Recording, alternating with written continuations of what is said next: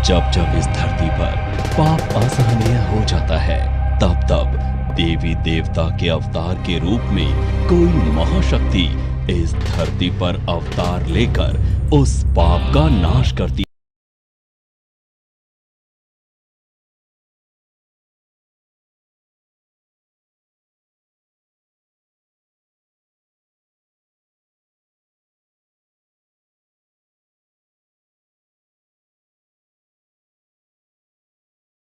वेदों, पुराणों, शास्त्रों एवं उपनिषदों के ज्ञाता, गीता, गंगा एवं गायत्री के संरक्षक, मां महादुर्गा के परम साधक, परम ज्ञानी, महान चिंतक, दार्शनिक एवं वैज्ञानिक, सुप्रसिद्ध ज्योतिषाचार्य, हस्तरेखा, अंक शास्त्र एवं वास्तु विशेषज्ञ आचार्य स्वामी सुशील जी वर्षों वर्ष के गहन अध्ययनों एवं शोधों के उपरांत आपके लिए लेकर आए हैं।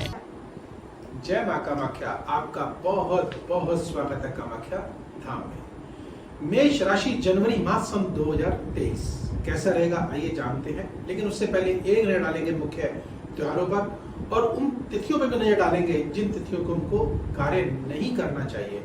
विघ्न, बाधाएं, संकट, कष्ट उस दिन आ ही जाएगा और जो ग्रह अशुभ है उसको शुभता में कैसे बदलें उस महा उपाय को भी जानेंगे। तो आइए प्रारंभ करते हैं और सर्वप्रथम आपको नए वर्ष की बहुत बहुत बधाई और मां कामाख्या के मूल मंत्र से आइए प्रारंभ करते हैं। ओम कामाख्याय वरदे देवी नील पर्वत वासिने त्वं देवी जगत माता योनि मुद्रे नमस्ते। इस महामंत्र से आइए प्रारंभ करते हैं कि मेष राशि वाले जातकों के लिए इस जनवरी माह कैसे जाने वाला है। आइए पहले मुख्य त्योहारों को जान लेते हैं। 1 तारीख को पुत्रदा एकादशी है, 6 तारीख को पौष माह की पूर्णिमा है और 13 तारीख को लोहड़ी का पर्व है, 14 तारीख को मकर संक्रांति है, 21 तारीख को मौनी अमावस्या है और 22 तारीख को गुप्त नवरात्र प्रारंभ होने जा रहे हैं और 26 तारीख को बसंत पंचमी है, वह 30 तारीख को गुप्त नवरात्र समाप्त होने जा रहे हैं। आइए अब ग्रह गोचर पर एक दृष्टि डालते हैं। सूर्यदेव की अगर बात करें तो 14 जनवरी को यह मकर राशि में प्रवेश करेंगे अर्थात दशम भाव पर प्रवेश कर जाएंगे और शनिदेव 17 जनवरी को कुंभ राशि में अर्थात एकादश भाव में प्रवेश करेंगे। ये दिव्य मंगल शक्ति कवच ऐसा कवच है जिसको प्राप्त करने के बाद और धारण करने के बाद मेरे जीवन में बहुत से बदलाव आए। जैसे कि मैं बहुत परेशान चल रही थी, समय समय घर में बहुत सी ज़्यादा दिक्कत परेशानी थी। जैसे कि काम, मेरा जिस काम के लिए सोचती थी वो काम होता नहीं था, बनते बनते काम बिगड़ जाता था। पैसा भी मेरे पास बचता नहीं था, आता तो था लेकिन बचता नहीं था। मन ऐसा होता था कि कहीं मैं कुछ अपने आप कुछ कर लूं, लेकिन मैं बहुत जगह घूमी, कहीं से भी मुझे कुछ भी इसका फ़ायदा नहीं हुआ। जब से मैंने सर्वमंगल शक्ति कवच लिया है मेरे जीवन में बहुत से बदलाव आए हैं। काम भी मेरा अच्छा चल रहा है और घर में भी सुख शांति है, पैसों में बचत बरकत है और जिस काम के लिए जो मेरा बहुत समय से काम अटका हुआ था वो काम भी मेरा पूरा हुआ। तो मैं इनका बहुत बहुत धन्यवाद देना चाहती हूँ और मैं यही चाहती हूँ कि आप भी इस कवच को धारण करें ताकि आपके जीवन में भी जो दिक्कत परेशानी है वो दूर करें और आप खुद इसका लाभ धारण करने के बाद आपको दिखेगा। अगर हम शनि देव की ही बात करते हैं तो शनि देव वह जब एकादश भाव में आते हैं तो वह शुभता लाते हैं, आय देते हैं, नई नई योजनाओं को सफल करते हैं। यहाँ से तृतीय दृष्टि से जब ये लग्न को देखेंगे तो निश्चिततः बनते बनते कार्य हमारे बिगड़ जाते हैं और ऐसा ना हो इसके लिए एक बहुत ही अचूक उपाय को करेंगे जिसके करके निश्चिततः इस माह को आप मंगल में बना सकते हैं।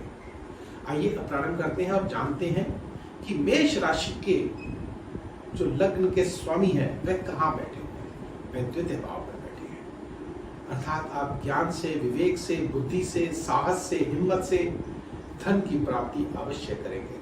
धन भाव पर बैठे हैं तो धन अवश्य मिलेगा और अष्टमेश के भी स्वामी है अर्थात थोड़ा सा अड़चनों के साथ ही सही, लेकिन धन आपको प्रचुर मात्रा में मिलेगा, अर्थात आय की आपको कमी नहीं रहेगी। हाँ, खर्चे आपके बढ़ सकते हैं निश्चित, क्योंकि बृहस्पति देव वह द्वादश भाव में विराजित है और सुखों के कारक हैं, भाग्येश के कारक हैं, तो भाग्य में भी निश्चित कहीं ना कहीं कमी आपको देखने को अवश्य मिलेगी।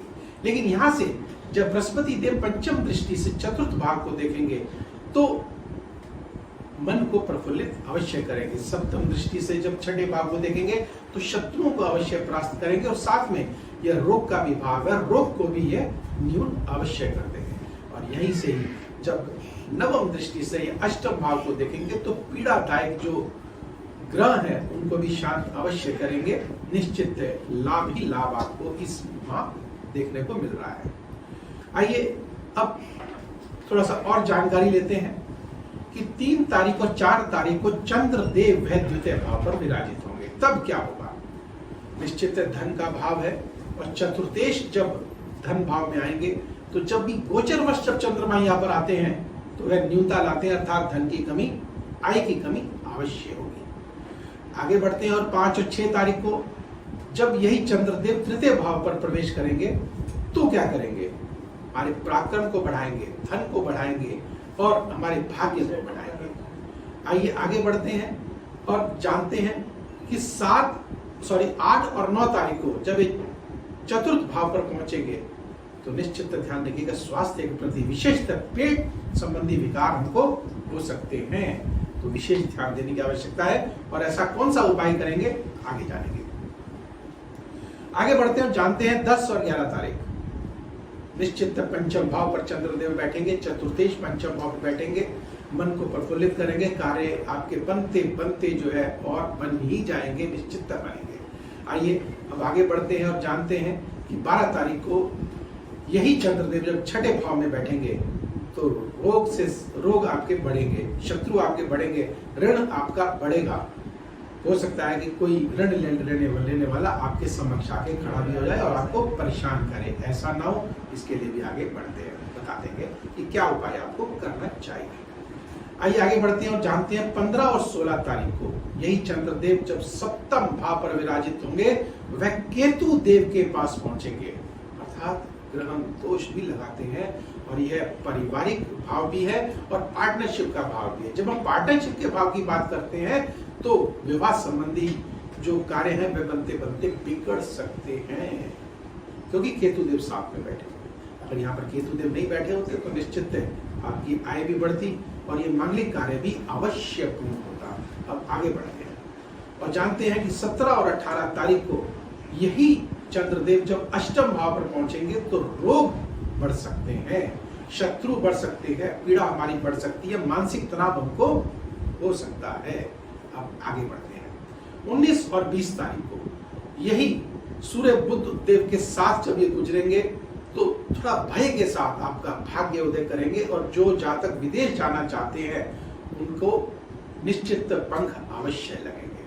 आइए आगे बढ़ते हैं और जानते हैं 21 और 22 तारीख को यही चंद्रदेव जब शुक्र पर से गुजरेंगे, क्योंकि तब शनि देव भी 17 तारीख तक यहाँ पे रहेंगे तो विष योग भी बनाते हैं, शुक्र पर से गुजरेंगे तो निश्चित सुखों में वृद्धि, मान सम्मान, प्रतिष्ठा में सफलता, रुके हुए कार्यों को अवश्य बनते हुए दिखाई दे रहे हैं और आय भी अवश्य बढ़ेगी, धन भी अवश्य बढ़ेगा और किसी व्यक्ति से, अनजान व्यक्ति से आपकी मधुरता अवश्य होगी। आइए अब आगे बढ़ते हैं और जानते हैं 23 और 24 तारीख को निश्चित आय के साधन बढ़ेंगे, मन प्रफुल्लित होगा, प्रेम प्रसंगों में भी प्रगाढ़ता होगी, आनंद का माहौल होगा और घर में भी आप कोई ना कोई मंगल कार्य अवश्य होता हुआ दिखाई दे रहा है। और यहीं से ही जब चंद्रदेव आगे 25 और 26 तारीख को द्वादश भाव में पहुंचेंगे तो यहाँ पर निश्चित ये दुख का भाव है, शोक का भाव है, बनते बनते कार्य बिगड़ सकते हैं, मन उदास हो सकता है, मानसिक तनाव हो सकता है, खर्चे बढ़ेंगे निश्चित।